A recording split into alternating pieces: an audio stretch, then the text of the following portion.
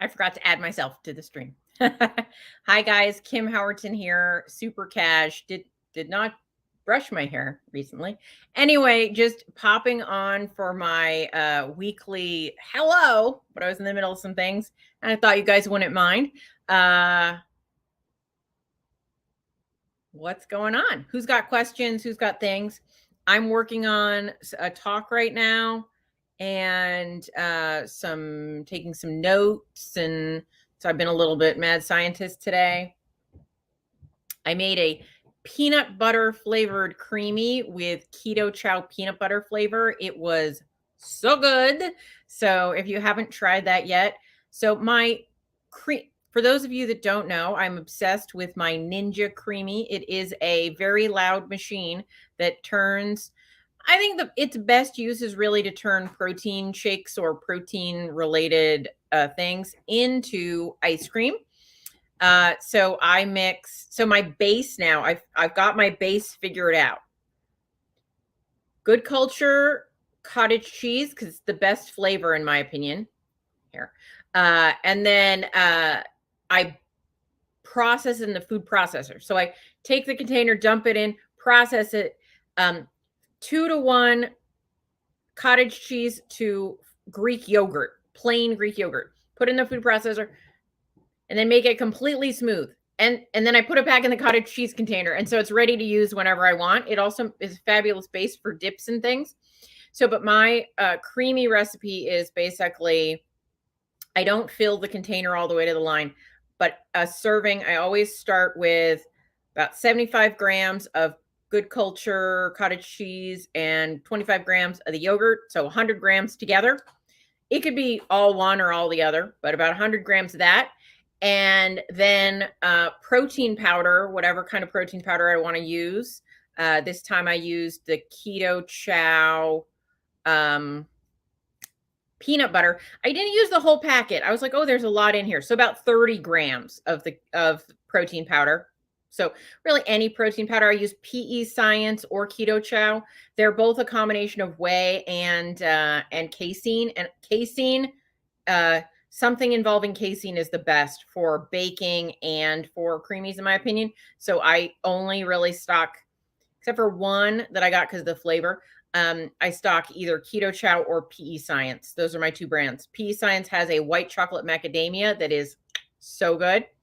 Anyway, so I did the 30 grams of Keto Chow peanut butter.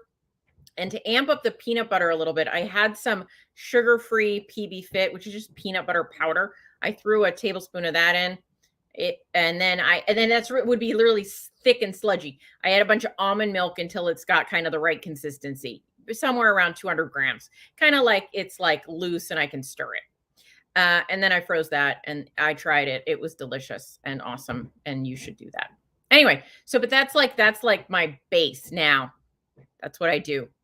And I can just do double that in terms of the Greek yogurt cottage cheese and add fruit like strawberries. It's delicious. And in that case, I don't need to use protein powder. So that's what I've been doing. I've been very into what they call anabolic ice cream, which is just high protein. And that was lunch today.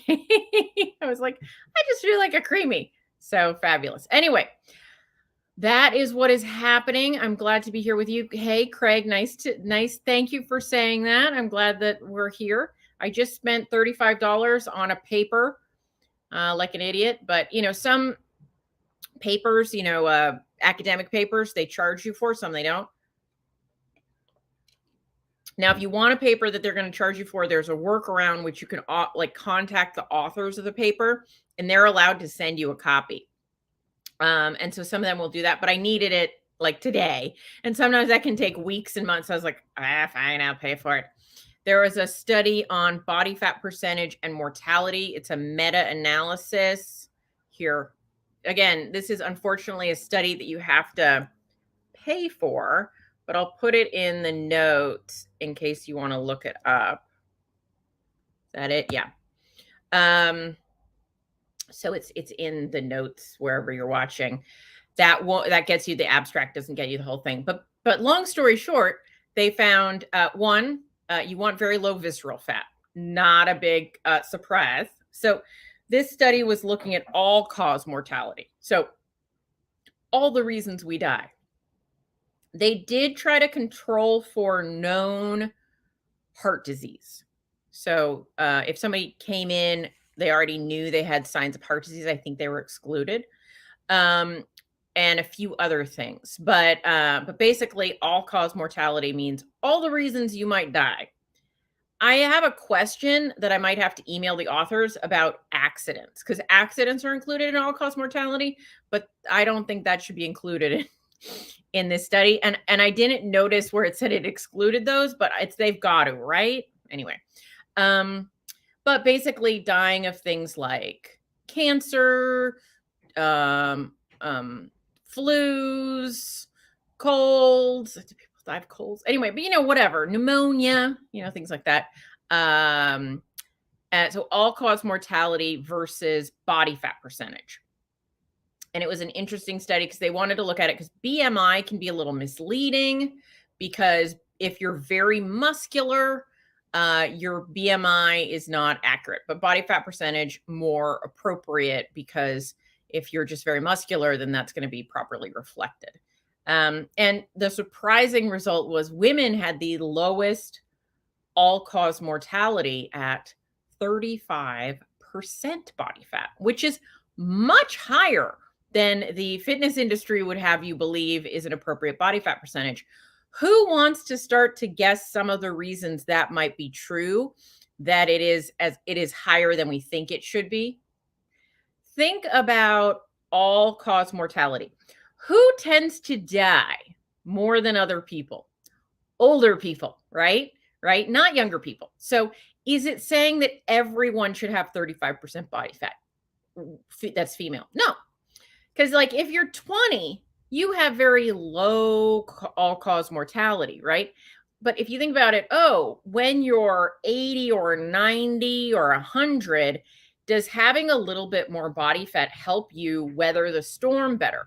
If you get sick, are you going to survive that sickness better? If you end up in the hospital, are you going to get out of the hospital? If you fall and break your hip, are you going to be able to recover? Having more muscle mass and a little more body fat is beneficial in all those situations. So I think that's why the number is higher than we think it should be. Anyway, so it's been a little bit in the news recently, this study. So, or not the mainstream news at all, but the weightlifting nudes. Wow, news.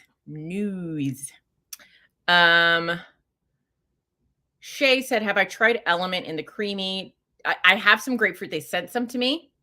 You guys are actually on the grapefruit box. The computer is on the box that they sent it to me. I like using an Element box as my stand for my computer, or else you'd be way low, because it's perfect. But yes, I have some grapefruit. I haven't done just Element in the creamy, but I have added some Element to the creamy, especially the chocolate flavors, but I haven't done the grapefruit yet, but I'll have to give it a try. Cheryl says, I want to thank you for suggesting lower carb for me. Even 20 total carbs, I couldn't lose. I went carnivore, lost 4 pounds, inches, more energy, happier. Can't believe the difference. Oh, great. Super. We all have a different carb tolerance, right? And also we all have different triggers. And I find for some people being on carnivore just really helps them with satiety. And that can be a big deal. I've been doing a little research on processed food as well. I'm all up in sometimes I'm like, am I actually doing research to be useful, or am I procrastinating? I can do both. Shay asked, did I watch Reversed? I did watch Reversed. And I actually reached out to Dr. Barry and I was like, hey, we should discuss the controversial moment of Reversed. And he was like, let's do it. But I did watch Reversed. I know all the people that were in it. So what did you think, Shay? What did you think of the show?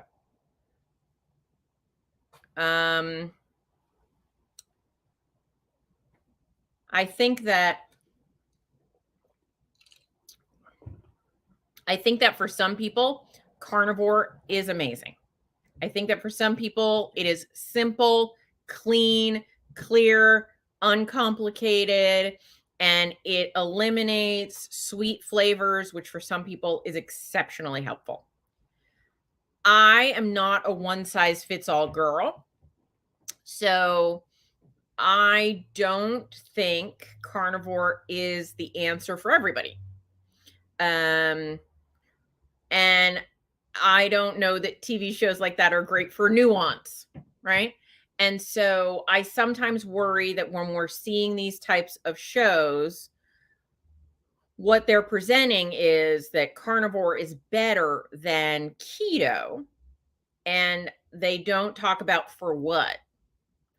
And so I think some people, carnivore is just like lock and key fit, just right for them, makes an enormous difference. It's the thing they can stick to easier. It's cleaner, it's clearer, whatever. And then for others, they just don't want to do that and they can't stick to it. Do I think carnivore is unhealthy? Absolutely not. I think carnivore can be a very healthy way of eating, but I don't know that everybody wants to eat that way. So when it's like one subject, it's like when the show is like there's just like one right answer. And I'm not saying that the people on the show think that. I'm saying the show felt like it was presenting that. You know, that's one of the things that makes me a little nervous because I don't want people to think there's only one right answer. There are multiple right answers. But people like simple. So but for some people, I think carnivore is a godsend. It is exactly what they needed to hear about. So yeah, Cheryl says it was interesting, but stuff we already knew. I think, you know, maybe for a certain audience, it's totally new stuff and that's interesting. And then for other people, I think, you know, they already know it. Just, it depends where you are in the community. Docs and Gal, the beef. This is funny about the carnivore show. So it's the constant high fat, low fat debate. And you know, around like not low fat, but lower fat. Like, you know, can you eat too much fat? What does too much mean? You know, things that like you gotta be, you know, people like hyperbole, you know, people like always, never, right? They like the extreme, right? But the reality, in my opinion, lives in the gray areas, the sometimes and the maybes. We got to think those things through. And so my opinion is like, yeah, can you eat too much fat? Yes. Too much for you? Sure. What is too much? I don't know. I don't know what too much is for you. So Val, yeah, I don't know that they were pushing it as the only way. I just say like where my brain goes.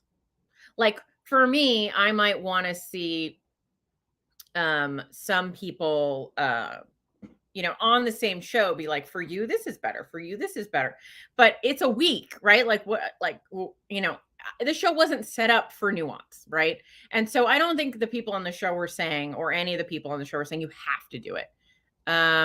Sky says, to me, the show was more about the experts, less about the guests. Yeah, it was. There were, I mean, the ratio was like 10 experts to one guest. So there were certainly mostly the experts were there were a lot of experts on the show for sure. And yeah, I mean, so these are different schools of thought, right? Higher fat, higher protein, right? So we've got essentially 3 macronutrients, right? We've got carbs, we got fat, and we got protein. Now, I think all these people would agree on that are like, you know, if you're trying to reverse diabetes and you're keto, carbs will be negligible. You know, carbs all the way through, carbs. Wow. I'm having trouble with words today. Keto all the way through carnivore, right? Like if keto is like 20, maybe 30 at most total carbs, carnivore is like a couple, like incidentally from meat or eggs. There's not very many carbs in there. So carbs are almost a non-issue if you're anywhere from keto to carnivore from a fat loss perspective. Now, from a behavior, enjoyment, taste, trigger kind of thing. Like some people are like, as soon as I taste sweet, I'm eating the whole pantry, right? But that's a mental thing, not a weight loss thing. If that makes sense. It's a compliance issue, not a biology issue. Hopefully I'm explaining that in a way that makes sense. So pretty much the two macronutrients we have left over in the keto to carnivore world are fats and proteins, right? And so there's this constant chatter around more fat, more protein, more fat, more protein. And it's like if you don't have that much to fight about, apparently you have to fight hard about the very small differences. And so my personal opinion is that I'm a little bit more lowered fat than I would say than maybe Dr. Berry is for himself, but I certainly fall into the PhD opinion. I think everyone should try and eat in a way that works best for their body. And I found the way that works best for my body having conversations with Dr. Berry, right? So it's like, well, it's people who think he's saying you only have to eat high fat. I think he would agree that some people do better on a little less fat. But I think, not to put words in his mouth, but I think he feels, and I kind of agree with him, that it is hard to overeat on a diet that's based around highly satiating foods, which includes a fair amount of fat. But there are some people that can manage to do it. So, my concern about always leading with don't eat too much fat is that for me, some of you would be just shocked and appalled how little fat I eat when I lose weight these days, right? Like you'd be like, that's not even what? How are you? That's crazy. Right? But if someone had told me when I started keto that I had to eat as little fat as I currently eat, I would never have started keto. It would have totally kept me out of the arena. So one thing that I like about Dr. Berry and Nisha's approach in terms of how they talk about it, it brings people in and it gets people started, and if that stops working, well, then you look for other ways. But how far have you come by then? You've come very far, and you've realized that you can affect these things. You can change your life. You can change your blood sugars. You can get healthier. And then from there, if you have aesthetic goals that aren't being met, yeah, you might have to, not necessarily, but you might have to change things up. But I just can't get on board with anybody saying everybody has to do it the same exact way. So everyone has to eat less fat. No, some people need to eat more. Everybody has to eat less protein. No, right? Like we've got to find what's right for our personal situation, bodies, experience, yada. And so this is why I tell myself this is why I'm not as popular as some of these people, because I don't speak in hyperbole, right? I'm not like everybody eats this way. I'm like, well, let's figure out what's the right way for your body, because it's all different. And to Val's point, I think it changes as you heal. When I started keto, I was eating 85% fat. 85% of my calories were coming from fat. So that's a high fat diet, and a pretty low protein diet as well at the time. And over time, I started eating more protein. Now, what I was eating at the beginning was ridiculous.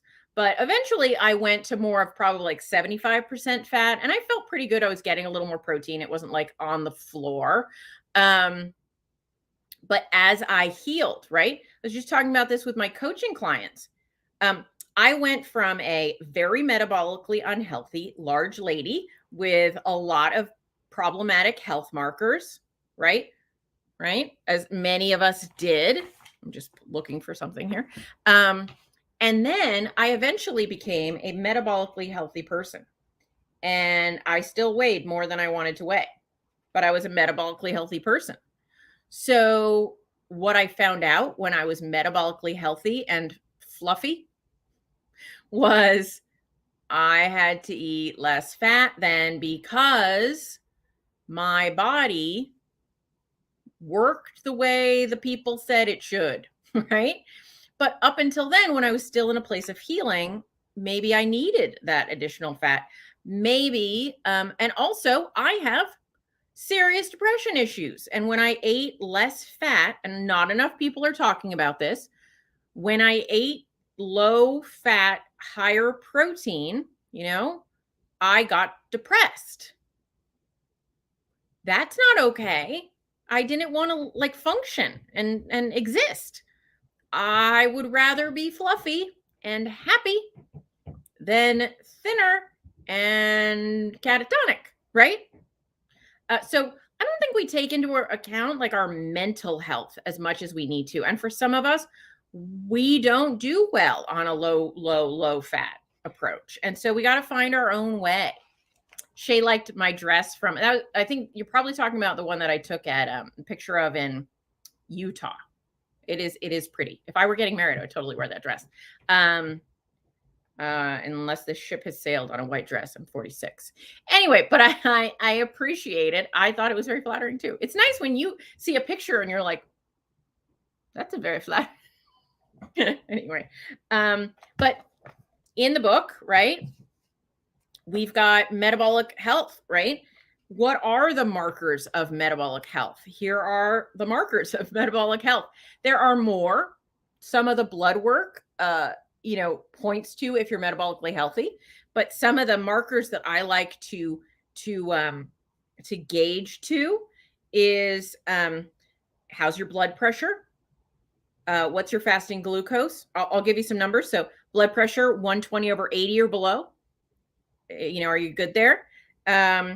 Is your fasting glucose under 100 or even maybe a little lower than that? Is your A1C, now on my opinion, different a little bit, but it should be under 5.4, definitely. Optimally less than that. I don't think there's much benefit to going much below 5, but here, I've got a study. I've got a page I ripped out of something. So all-cause mortality for women. So this is where it's interesting. So if your A1C is 5.5 to basically 5.9, so that's, in my opinion, pre-diabetic, right? I think they don't actually call it pre-diabetic until you get to 5.7, but I consider everything over 5.4 pre-diabetic. And the all-cause mortality. So out of 100 people, how many people died? Is at 4.4. So 4.4%, basically. It drops to 2.7. So it drops quite a bit when you get to the 5 to 5.4 range. But it drops even a little lower when you get under 5. So I think for me that, but it's like 2 versus 2.7. So it's less than a percent, right?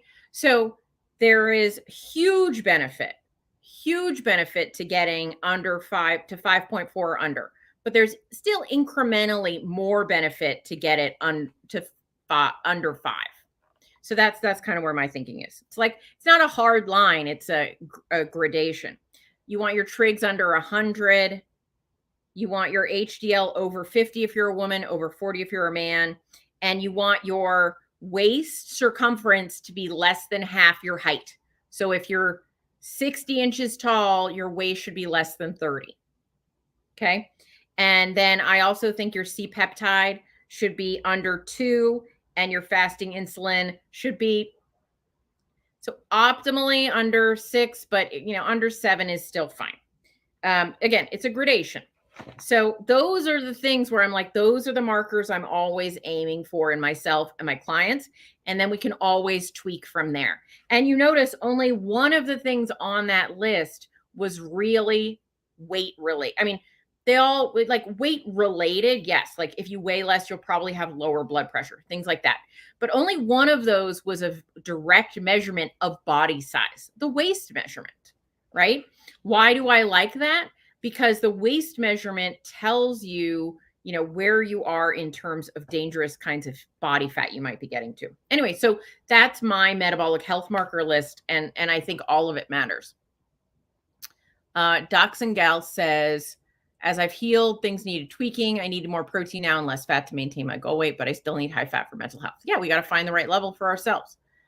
Sky says, I so wish more attention would be paid to depression, mental health, and keto carnivore.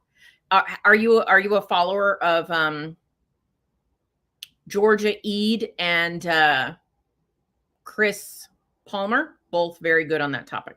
It has taken me years to let go of I need to lose weight mentality, focus on striving for overall health. Maybe that 20 pounds that plagued me for 10 years is not that important. Indeed. So here's where I go to in my brain. As a woman, getting down to about 35% body fat, that is a priority. Once I'm below there, I call those goals aesthetic goals. It's an aesthetic goal to get under that. Or it might be like a functional goal. Like if I was an athlete, I would need it lower because that would matter. But just to be a healthy adult human, there's a level at which your body fat is going to inhibit your health.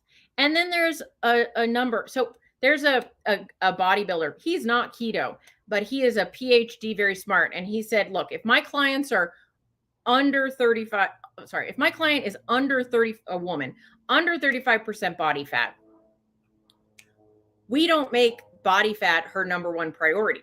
We put other goals first. How's your sleep? Are you weightlifting enough? Are you going hard enough in the gym? Now, when you do some of those things, the body fat might drop. But he says, but I don't prioritize like losing weight first if she's in a healthy range. If it's above that healthy range, then that is a number one priority. So the thing that helped me in my mind is it an aesthetic goal? Like a look, the way I look, or is it a direct health impediment issue? And so that kind of helps me when I'm in those places obsessing about wanting to look better in these pants. And I'm like, that is an aesthetic goal. It does not take precedence in front of my mental health, my happiness, my enjoyment of my life, right? It might be an aesthetic goal and it's got to fit in the order of importance in my life overall. That's how I look at it. Sky says, at 70 years old, my numbers are that of a healthy 35-year-old. Absolutely. Absolutely. That is so awesome. Docs and Gal, 35 years in ketosis. Oh, by the way, the number for men is not 35. It's lower. It's about 10 lower, right? Just figure it's somewhere between 22 and 25%. Body fat. Docs and Gal says 35 years in ketosis. Wow. 3 years in ketosis. Hello. 3 years in ketosis and having used boxes of Keto Mojo strips, cutting out all that truly spikes blood sugar. A1C is still 5.2. So I'm not saying to eat more carbs. That's a weird intro, isn't it? So I'm going to tell you that when I was hardcore keto, I'm just giving this as an example. When I was hardcore keto, my A1C was between 5.2 and 5.4. Now that I eat somewhere between 50 and some days 100 grams of carbs, my A1C is 4.9. So it's not all about being in ketosis all the time for everybody. What do I think? What do I attribute my lowered A1C to? Better metabolic health, more exercise, focusing on better sleep quality, lowered stress, right? It's not just the number of carbs you eat. If you're eating excessive carbs, 100% that is the thing to address. But like, is it the difference between eating 22 grams of carbs and 17 grams of carbs? Probably not. It might be something else going on in your life. If you have sleep apnea, that like undiagnosed sleep apnea, you're never going to get your blood sugar down. If you are a stress ball, that's also going to probably keep your A1C high. So you got to find that it's all about food until it's not all about food. If you haven't addressed the food needs to be addressed. If the food is 97% perfect and 3%, I don't know, that it might not be the food. You might then need to look at some other things in your life. However, I will say 5.2, I think is great. I don't think 5.2 is a problem. It's not something I would stress about. You do know, right? Do people know this?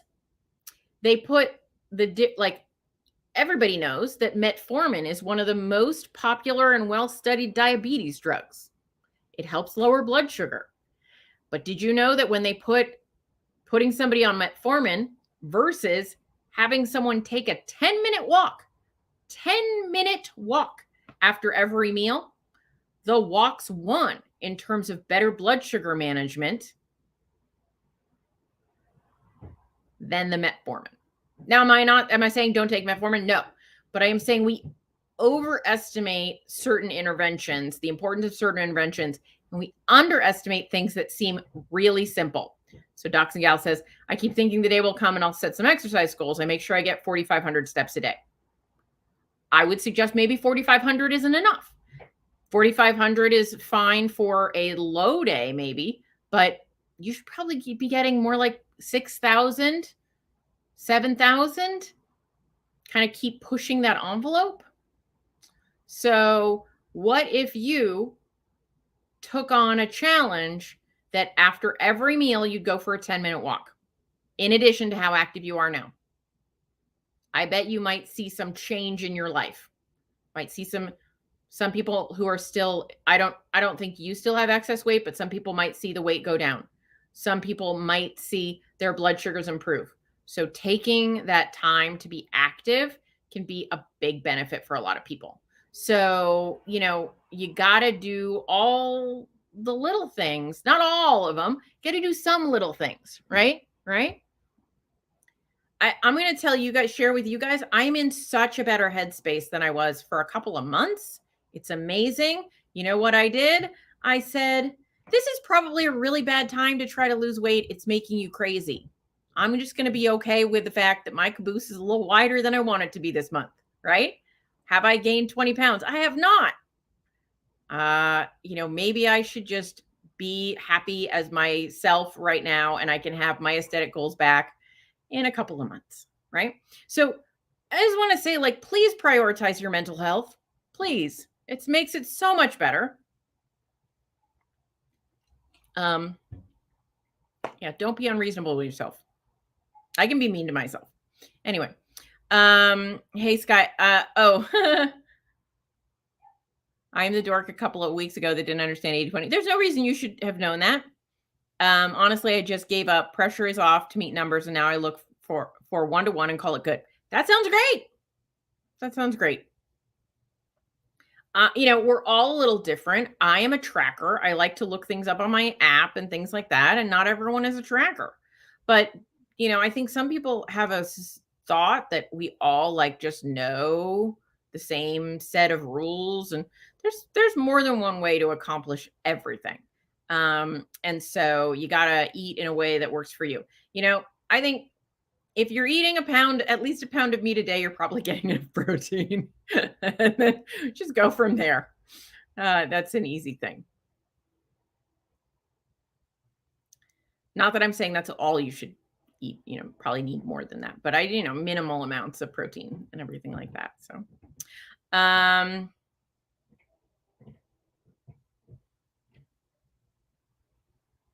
I know the Keto Columbia conference in July is partly about fitness. I've been thinking I have 6 weeks to get more fit. Here's what I would say. Set a goal about your actions, not your outcomes. So if you're like, hey, I know this conference is coming up. Okay, it's 6 weeks away. That is a perfect amount of time to establish a habit. So why don't you take that as a goal, not to get fit, because no one's getting fit in 6 weeks, but to establish a fitness habit. So decide what your fitness habit should be. Is it going to be a higher step count? Is it going to be getting to the gym once a week, right? Don't set a goal that's like astronomical. Set a goal that you know you can achieve in the next 6 weeks and then do it. So set an action goal, not an outcome goal.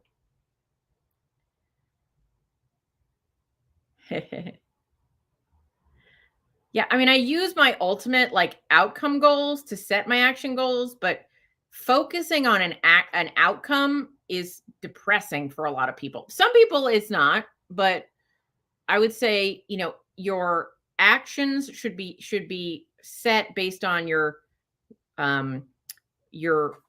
end goals, but then you don't monitor that every day. Liz says, I hate tracking, and when I track and eat farm eggs, bison burgers, when I eat farm eggs and bison burgers, my fat is always 3 times my protein. It is? Bison is not that high fat a meat. And eggs are almost 1 to 1. I'm going to doubt you, Jill. I'm guessing you're not just eating eggs and bison burgers, because even if you were eating 80-20, all right, hold on, pulling up the tracker.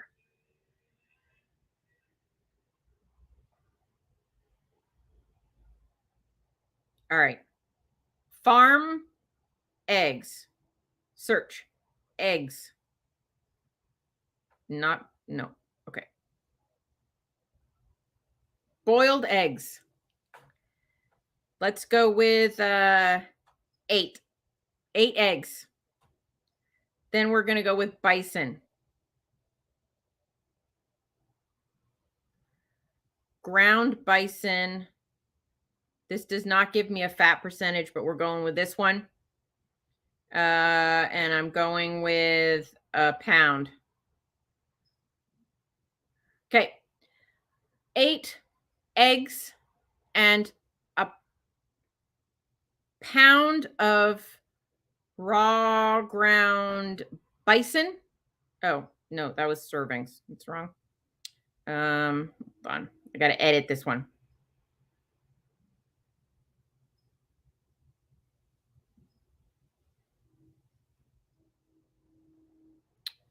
Is 135 grams of protein and 115 grams of fat. So I is confused how you're 3 times the fat. Now, if I cooked the eggs in a half pound of butter, that would change things up. So I'm confused. Anyway,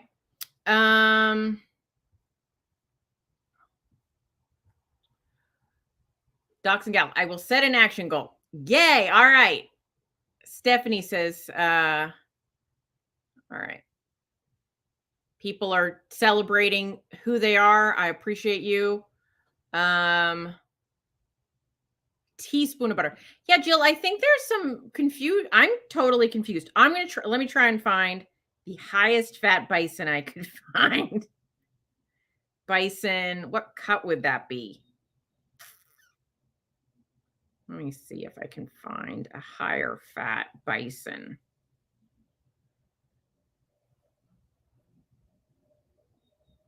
I can't. Okay, I'll put in some ground beef. Let's go with like a high fat cut of ground beef might be, let's go with ground beef. Like 80-20 is, I think, a fairly common ground beef. I think is a higher fat. You can sometimes, if you search hard, you can find higher fat than that, but that's pretty high fat. The problem is, so who's cooked 80-20 ground beef? there's a lot of fat left in the pan, right? Now, if you cook 90% ground beef, there's a lot less fat in the pan. So, unless you're pouring that fat that's in the pan over your ground beef, when you cook it, it actually ends up having less fat. If it starts as a high fat meat, it has less fat because a lot of the fat renders out. Whereas if you are using something that's not super high fat to begin with, it more stays in because there's not as much to render out. Anyway, so it just changes. So I'm just saying that 80/20 is probably as high fat as we're all actually eating unless we're pouring the meat over. So even in a pound of 80/20 and you are pouring the fat back over, you would end up with about 75 grams of protein and about 90 grams of fat. So that's a little more, but it's certainly not 3-to-1. So I'm gonna say I don't think so. It's very hard to get 3-to-1. You would have to be like essentially trimming the fat off your ribeye and throwing away the ribeye and the meat part. Dr. Gal, I think I just answered that. Doesn't the fat escape? It doesn't escape. It's in the pan. Fat doesn't evaporate. Only water evaporates. So, like if I put 80/20 in the pan, right? I got the pan, 80/20 burger is in the pan and it cooks. There's going to be fat in that pan. So if you let the pan cool, don't burn yourself, and then you ate it out of the pan and you scooped all the fat that's in the pan and you ate that too, you'd be getting the same amount of fat that's in the raw weight. But most people don't do that, especially like if you're grilling and the fat's dripping. That's why I don't think it's ever worth getting more than 80/20 because you're just losing all that fat. Yeah. For me, my sweet spot is 85/15. So that's my personal sweet spot. Unless I'm trying to lose weight, in which case I go lower. But that's kind of like where I'm like, this is perfect. Anyway.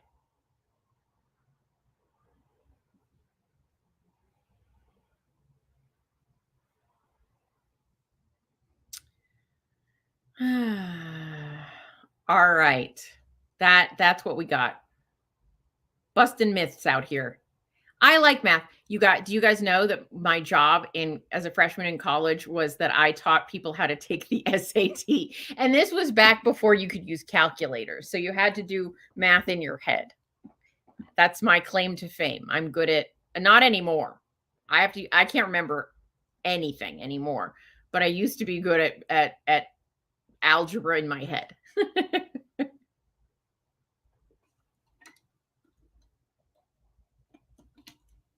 I'm so glad I'm not applying for college now. I have a niece who's in that college application process. And it's tough out there. It was pretty tough when I was getting into college, but it's tough now. I'm 46, so that was 30 years ago. 29 years ago. Anyway, but apparently it's just very hard to get into schools these days. Although apparently a lot of schools have stopped asking about the SAT. That was hell. I was good. Like it, I think some students are happy about that and some are not. Like for me, I'm like, that was one of the things that made me look better. So I'd be upset that they stopped looking at the SAT, but I don't know about you guys. That's all to say, I like occasions where I can flex my little math muscles because it's, there are only so many things I'm good at. I look like a little gremlin in that expression. That was weird. All right. Tony, hey, how's it going?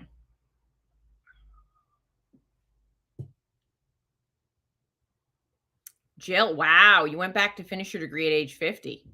I've occasionally thought about getting another degree. And then I think I am too lazy to do that. Nona Grace, hey, glad to see you again. It's been a little bit. I am leaving you guys on Friday to go to Houston to go to the low carb cruise this next week. So that's where I'll be next week. I don't know. I'll let you guys know if I'm going to do the live or not. Mouth not working.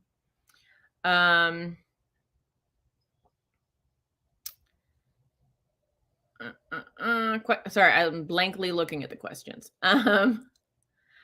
Silent runner. I did 1.5 pounds of 80 20 and poured off like 30 milliliters of fat. Yeah, exactly. You can pour off a fair amount.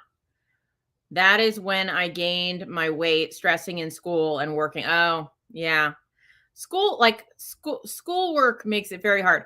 In all honesty, the reason that I had a creamy for lunch was I was working on stuff that I didn't want to work on, and I had a real desire to eat a ton of food just to distract myself. So I decided to treat myself to a creamy for lunch as a way to try and subjugate the thoughts that I wanted to, go get a latte or something. Yeah. So we all have our little tricks. Anyway. Thanks, Sasha. Appreciate it. All right. Last few questions. If anybody's got them, I'm here for it. I've lost a good portion of my audience in the last few minutes. Apparently, I've gotten boring. All right. What else is going on? Did I miss a question?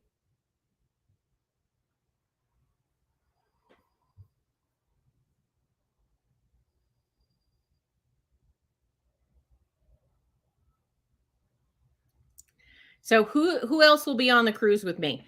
It's going to be the Sykeses, Robert and Crystal Sykes, Keto Savage and Lady Savage. We're going to have Ken Berry and Nisha Berry, Nurse Cindy. We're going to see, my brain goes blank at that point. We got Amber O'Hearn. We've got, I think Dr. Westman is coming. Mary Roberts. There's so many people. I'm only getting some of them. It's going to be really fun. I am getting excited. Oh, Chris and Miriam. Yeah. Chris and Miriam, Dr. Boz. It's going to be super duper fun. And I am currently how could I forget? Two Crazy Ketos. See, I just have a terrible memory. I'll be so excited. And it's just, these people are as fun as you think they are. Docs and Gal, I think Nurse Cindy would be fun to hang out with. She is so fun to hang out with. Super fun. And I'm bringing mostly sundresses and just going to enjoy myself in a comfy outfit. Sasha, sorry, my brain and my tongue isn't working. Can you talk about water weight after lifting weights? I about fell over. Yeah. Okay. So let's talk about water weight after lifting weights. You're going to, especially if you haven't been lifting weights in a while, like you're getting back to lifting weights, you're going to weigh more after a weightlifting session, especially a hard leg day. Why is that? Well, when we damage our muscles, which is what happens when we lift weights, especially if we're doing it right, the body pulls water into that muscle to help it heal. So we're going to weigh more, and it's just water. Don't worry about it. So don't worry about it. You're going to weigh more after a heavy leg day or a heavy workout, but especially a leg day. Sky, yeah. So I don't know that I need to say more than that, but that is just what is going to happen. Don't get on the scale the day after leg day or for a couple days or whatever. Sky said my tongue froze up after the creamy today. Totally. Okay. I'm going to embarrass myself, but after I don't get like the frozen tooth thing, my tongue got frozen. So if I eat a creamy with my boyfriend here, I'll be like this for a little while because I'm like rubbing my tongue against my lips to try and get feeling back in my tongue, or else I look a little odd, just like sticking my tongue out and making lewd facial expressions. Anyway, yeah, my tongue definitely gets cold after a creamy. Creamies are colder than ice cream, so that's, yeah. Docs and Gal says, too crazy keto seem like a lot. You know what? They are in person a little bit calmer than they are on screen. They can get excited. But I tell you, if you have children and you want a break from those children, you give those children to Rachel. She has endless patience for taking care of kids. She loves it more than anything. It's so adorable. So they're very energetic, but they're not frenetic. So I could actually be relaxed around them. So when you said they seem like a lot, I'm guessing that's what you mean, because they're very like pumped up on screen, but in person they're a little calmer. Interestingly, Nurse Cindy in person is a little more pumped up. So she's not in an annoying way. She's awesome, but she's very excited to see you in person, and it feels really good. So I don't have any friends in my town anymore. I have to go to visit my friends because they're all these people that I love so much. So it's going to be a really good trip. I don't think anything's getting streamed, unfortunately, but I would imagine with so many creators with iPhones on a ship together, there will be some content created that you guys can watch, certainly on Dr. Barry and Nisha's channel, and maybe my channel and a couple other places. So, all right, guys, I will call it an evening and let you go about your business. But I will see you, if not next week, then in the week after. All right, I will be in touch. Bye.